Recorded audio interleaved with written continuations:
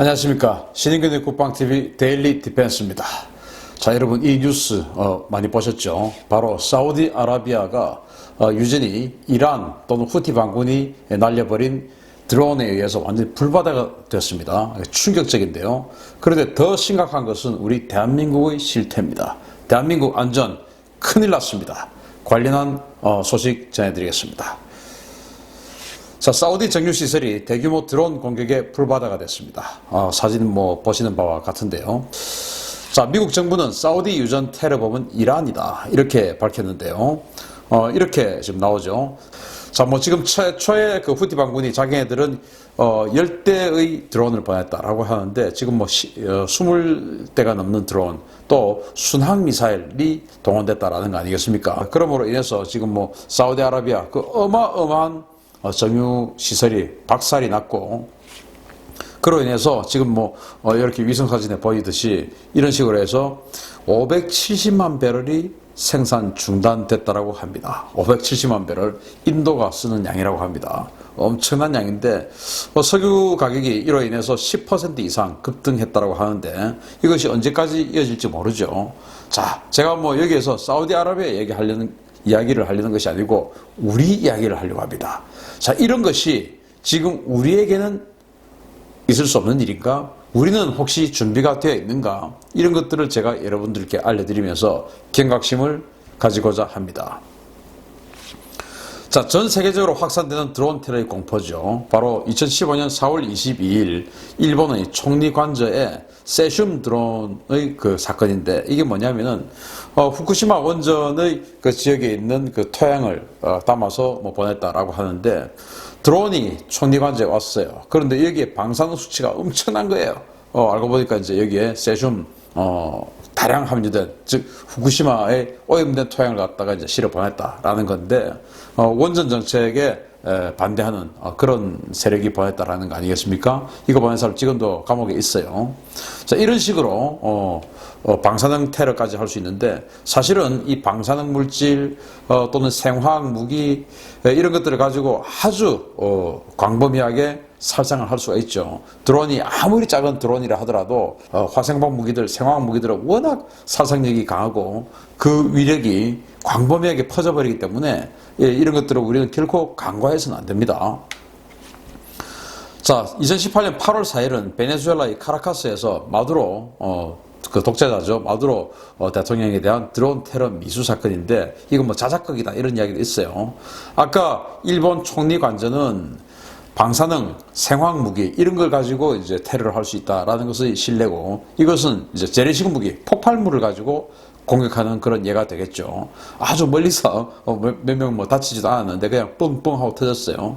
당시 보니까, 화면을 보니까 마두로 대통령이 아주 의연하던데, 그렇게 해서 이 사건 이후로 정적들을 대규모 차단하고 숙청했다고 하는데, 그러니까 사람들은 이거 마두로의 자작극이다 이런 이야기도 합니다. 어쨌든 이런 식으로 드론을 가지고 재래식 무기를 가진 테러도 할 수 있다라는 것을 보여준 그런 사례고요. 자, 그런데 베네수엘라든 사우디아라비아든 이것은 어쨌든 남의 이야기고, 우리는 어떠냐? 우리는 과연 남의 일일까? 자, 2015년 이후에 원전 상공에 드론 출현이 무려 13번입니다. 그 중에서 전남 영광에 있는 한빛 원전에도 많이 나왔다고 하는데, 올해만 해도 10회가 10번이나 출연을 했다고 하고, 이 13번 중에서 무려 7번은 드론을 날려보낸 그 원점이 어딘지 파악을 못했습니다. 그러니까 범인이 누군지 모른다는 겁니다. 이게 지금 우리의 현실이에요.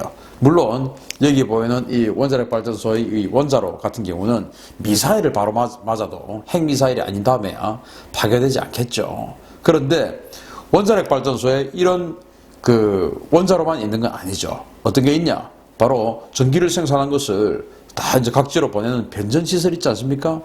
철골조로 이렇게 되어 있는 그 변전시설, 만약에 거기에 드론이 공격을 했다.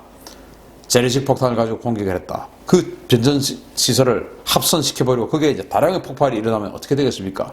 일제히 그 인근 지역이 전기가 다운되는 그런 사태가 발생하겠죠. 이런 식의 공격에 우리는 대비가 되어 있냐? 또 이런 원자력 발전소 같은 경우는 방어력이 아주 투철한데, 예를 들어서 울산에 석유화학단지가 있습니다. 울산 석유화학단지 바로 밑에 고리원자력 발전소가 있는데, 고리원자력 발전소는 이런 강력한 어떤 그 방어력에 쌓여진 이 원자로가 있기 때문에 안전하다고 칩시다. 그러면 그 옆에 있는 석유화학단지는 어떻습니까? 온산이라고 하는 곳인데, 그 온산 석유화학단지는 어떠냐? 이런 드론을 가지고 공격을 했을 경우에 사우디 아람코 정유시설처럼 과연 울산의 온산 석유화학단지가 안전할 수 있느냐? 저는 굉장히 위험하다고 생각합니다. 거의 노출되어 있는 철골조들이죠. 그런 거 과연 안전할 수 있을까? 대비는 되어 있느냐? 거기에 뭐 예비군 중대 다 있죠. 통합방위기구 다 있죠. 그런데 과연 드론 공격에 대한 이런 통합방위 계획 그리고 장비 있나? 없는 겁니다. 자, 기하급수적으로 증가하는 국내 드론 시장 규모죠. 2016년에 704억 원어치, 그런데 내년에는 4,371억 원어치가 팔릴 거랍니다. 올해는 2,854억 원어치 급성장하고 있어요. 아마 여러분들 이렇게 운전을 하면서 다니시다 보면 드론 교육장, 드론 면허 시험장 이런 것들 각지에서 보실 수가 있습니다. 군에서도 요즘 드론봇이라고 해서 드론 전문가를 채용을 하고 하죠. 뭐 그래서 그런지 몰라도 대학에도 드론 관련한 학과가 생기고 뭐 이런 여러 가지 실정인데, 이런 것들이 우리 산업 발전과 아주 좋은 쪽에 쓰이면 아주 유용한 것이죠. 그러나 이런 것들이 만약에 테러에 쓰인다면 어떻게 되겠습니까? 지금의 드론은 완전히 레저의 단계까지 접어들었어요. 만약에 이석기의 RO가 있던 그 시대에 이석기의 RO가 어땠습니까? 바로 평택에 있는 석유 저장 시설을 그걸 파괴하려면 어떻게 해야 되냐? 이런 것까지 연구했다라는 거 아니겠습니까? 만약에 그 시절에 드론이 활성화되어 있는 그런 시절이었다면 그 이석기의 RO 조직원들은 드론을 가지고 어떻게 하면 폭파시킬까? 이거 아마 생각했을 겁니다. 그때만 해도 드론 시대가 아니었죠. 불과 몇 년 전인데. 그러나 지금은 완전히 드론은 장난감처럼 움직이는 그런 시대가 된 겁니다. 이거 이제 어떻게 해야 됩니까? 어마어마하게 빨리 발전한 이 드론 시장에 비해서 우리 군이나 정부의 대응 수단 그리고 대응 정책 이런 것들은 과연 따라가고 있는지, 또 개념 자체는 또 가지고 있는지, 그게 아니다라는 겁니다. 자, 그런데 정말 무서운 것이 너무도 손쉽게 무기화할 수 있는 겁니다. 누구나 만들 수 있어요. 또 드론이 이제 너무 쌉니다. 중국제가 물밀듯이 들어와 있어요. 시중 판매용 드론 뭐 한 2, 30만 원, 또 한 20만 원만 줘도 2만 원 삽니다. 거기다가 화공약품, 주민등록증 있으면 화공약품 살 수 있죠. 화공약품, 제가 무슨 화공약품이라는 건 말씀은 안 드리겠지만은 폭발력을 가질 수 있는 그런 화공약품들 조합하면 할 수 있습니다. 그런 것들을 만들어서 탑재를 하고, 자, 그런데 예를 들어서 우리 이제 석유 저장 시설이라든지 제유지라든지 이런 곳에다가 만약에 날려보내면 어떤 그 자동 함법 장치에 의해서 못 가게 할 수도 있어요. 왜냐? 어떤 면에 따라서 몇 킬로미터 이상은 갈 수가 없다, 몇 미터 이상 올라갈 수 없다, 이런 것들이 다 있죠. 그런데 그것을 또 해제시켜버리는 것도 아주 간단하게 어떤 그런 부분에 대한 지식만 있으면 해제를 할 수 있다라고 해요. 저는 뭐 전혀 모르지만은. 그러면은 몇 미터 고도까지만 올라갈 수 있었던 것을 그걸 풀어버리고, 그리고 몇 킬로미터만 날아갈 수 있게끔 한 것을 풀어버리는 겁니다. 그리고는 자율 비행 키트를 장착하죠. 원래는 이 조종수가 있는 이 리모컨이 있는 곳에서 몇백 미터, 몇 킬로미터 이상 갈 수 없게끔 딱 이렇게 되어 있는데, 시중에서 또 자율 비행 키트, 이것도 얼마 안 돼요. 뭐 십수만 원, 20몇만 원 주면 산답니다. 여기에다가 경로를 딱 입력해가지고 GPS가 달려있으니까 너가 이렇게 가라. 이 리모컨 영역을 벗어나서 앞으로 이렇게 날아가라. 그리고 언제 터져라. 이렇게 할 수 있는 것이죠. 이렇게 한다면 과연 우리 정말 이 국가기관 시설들이 얼마나 많이 있습니까? 이것들이 다 안전할 수 있겠습니까? 이런 부분에 대해서 우리 군, 경찰, 정부는 과연 대비책을 세우고 있는지, 대비책을 세울 예산 수립은 하고 있는지 안 하고 있다는 겁니다. 엉뚱한 곳에 엉뚱한 예산은 엄청나게 집행을 하고 있지만, 정말로 우리 대한민국을 이런 테러로부터 지킬 수 있는 이런 예산을 우리가 개념을 가지고 있느냐? 안 하고 있는 것이죠. 자, 너무나도 취약한 국가기관시설 드론 대응체계는 전무합니다. 2018년 10월 7일 날 풍등 때문에 고향 제유소 화재 사건, 고향 제주소 박살 불나가지고 그냥 뭐 큰일 날 뻔했지 않습니까? 풍등 때문에. 그 외국인이 풍등을 날려서 뭐 그렇게 됐다는 거 아닙니까? 자, 그런데 여기에다가 고의적으로 드론을 보내서 폭발을 시켰다. 어떻게 되겠습니까? 비단 이 고향 제주소뿐만이겠습니까? 제휴시설 우리나라에 많이 있죠. 그런 곳들. 그리고 변전시설 이런 곳에 드론을 가지고 만약에 공격을 했다. 이거 감당할 수 있습니까? 전기 끊어버리면 아비규환이 되죠. 이거 우리 지금 대응하고 있느냐? 답이 없는 겁니다. 자, 드론 대응 정말 불가능한가? 이스라엘 사례가 있는데요. 이스라엘 사례를 보면 기술과 예산 문제가 아니고 의지의 문제입니다. 의지의 문제. 왜냐? 이스라엘은 그 텔아비브 수도에서 저쪽에 이제 하마스나 뭐 이런 데서 뭐 드론이나 이런 걸 가지고 테러할 수 있으니까 각지에 이런 드론 탐지 레이더를 장착해 놨어요. RPS-40이라고 하는 이 레이더인데 이거 지난 2014년도에 청와대를 촬영하고 돌아가다가 파주에 떨어진 그 북한의 초소형 무인기 있지 않습니까? 그때 우리나라가 긴급하게 한 10대 정도를 도입해서 지금 수도권에 깔아놓은 바로 그 레이더입니다. 이게 이제 드론이 탐지가 돼요. 원래는 대인 레이더, 사람을 탐지하는 레이더니까 드론도 충분히 탐지가 되죠. 초소형 드론도 탐지가 됩니다. 탐지 거리는 한 20km 정도 돼요. 자, 이런 것들을 가지고 우리 국가기관시설, 원자력발전소, 화력발전소, 제유지, 또 유류저장고 뭐 이런 아주 많은 그런 국가기관시설들 있지 않습니까? 그런 곳에다가 이런 것들 다 갖다 놔야 되죠. 우리 공군기지 당연히 갖다 놔야 되죠. 그렇게 해서 드론이 왔다. 탐지거리가 한 20km 되니까 드론이 또 되게 빠른 물건은 아니잖아요. 그러면 기구가 딱 뜨면은 보는 겁니다. 봐서 이건 뭐냐? 위험하다. 그러면 드론 건이 있습니다. 그 드론 건을 가지고 어떻게 이제 격추를 시키냐면은 이 회로를 재밍 시켜가지고 강제 착륙을 시키는 방법도 있고 또는 이 회로를 이제 전자파를 쏘아서 회로를 태워버려서 추락을 시키는 방법도 있고 여러 가지가 있어요. 그런 드론 건을 가지고 이 드론을 격추시키는 그런 것들을 우리 준비해야 됩니다. 5억에서 10억 원. 야, 그러면 전국의 이 수많은 국가기관 시설들의 이런 레이더, 드론 건 10억 원 이거 어떻게 하냐? 아니 국가기관 시설 지키려고 하면은 그 정도 투자해야죠.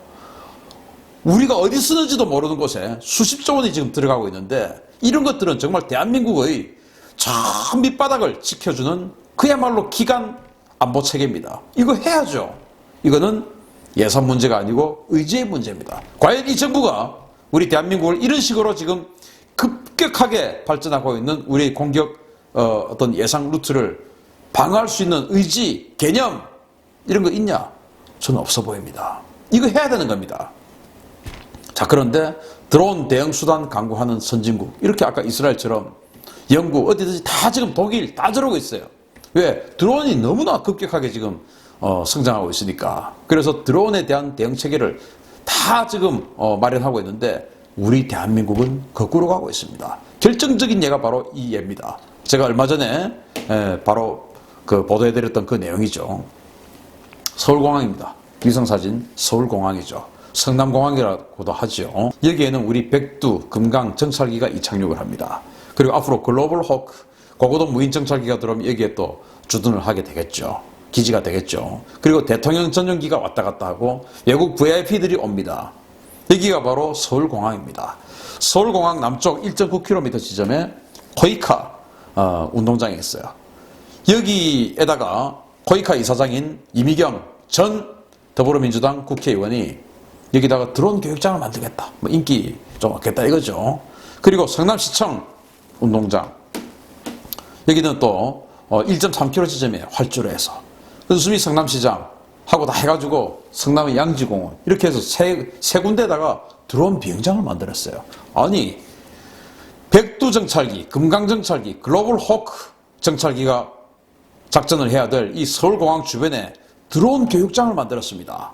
이 사람들이 공군을 압박해서 공군에서 그동안 그런 거 안 해줬죠. 비행금지구역이죠. 그런데 여기 비행단장이 허락해줬습니다. 그러면 별 하나인 비행단장이 이거 허락해줄 수 있을까요? 국방부에서 하라고 했겠죠.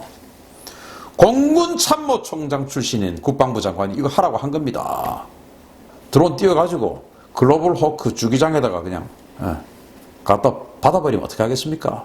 우리의 전략 정찰기인 글로벌 호크 이제 들어오죠. 그거 그냥 폭파시켜버리면 어떡합니까? 여기에 대한 이런 것들에 대한 우리 개념, 방어 개념 없습니다. 그런데 국가기관시설, 원자력발전소, 화력발전소, 저유지, 변전시설, 이 모든 국가기관시설, 화학단지 이거 다 지켜야 됩니다. 자, 우리 대한민국 정부에게 촉구합니다. 사우디의 정유시설이 드론에 폭파되는 것을 우리는 봤습니다. 우리 울산에 있는 정유시설 뿐만 아니고 모든 국가기관시설에 예산을 투입해서 드론을 탐지할 수 있는 레이더, 그리고 탐지한 드론을 격추시킬 수 있는 드론건 빨리 장착해 주는 의지를 가지기 바랍니다. 그게 바로 국가가 할 일입니다. 촉구합니다. 마치겠습니다. 감사합니다.